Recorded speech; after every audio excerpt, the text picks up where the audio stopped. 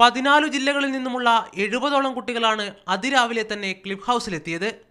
വൈകിയെത്തിയതിന് ക്ഷമാപണം പറഞ്ഞു തുടങ്ങിയ മുഖ്യൻ കുട്ടിക്കൂട്ടത്തിൽ പിറന്നാളാഘോഷിക്കുന്ന 3 പേർക്ക് ആശംസ അറിയിച്ചു. പ്രകൃതി ചൂഷണത്തെക്കുറിച്ചായിരുന്നു ആദ്യ ചോദ്യം. ശാസ്താംകോട്ട തടാകം ഇപ്പോൾ വറ്റി വരണ്ടിരിക്കുകയാണ്.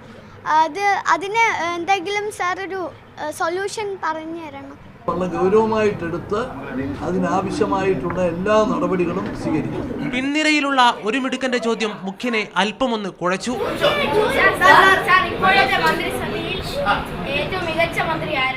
ഒട്ടും ആലോചിക്കാതെ മറുപടി ഇങ്ങനെ: ഞാൻ ഒരഭിപ്രായം പറഞ്ഞ് അവരിൽ ഒരാൾക്ക് പോലും ഒരു ബുദ്ധിമുട്ട് അല്ലെങ്കിൽ ഒരു പ്രയാസം ഉണ്ടാക്കുന്ന സാഹചര്യം ഉണ്ടാകില്ല. അതിവേഗം ബഹുദൂരത്തിന്റെ ഗുട്ടൻസ് ആണ് മറ്റൊരാൾക്ക് അറിയേണ്ടത്.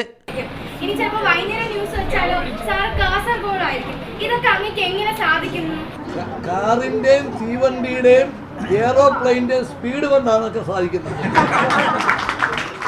കുട്ടികളോടൊപ്പം മുഖ്യമന്ത്രി അരമണിക്കൂറോളം ചിലവഴിച്ചു. മീഡിയ 1 തിരുവനന്തപുരം.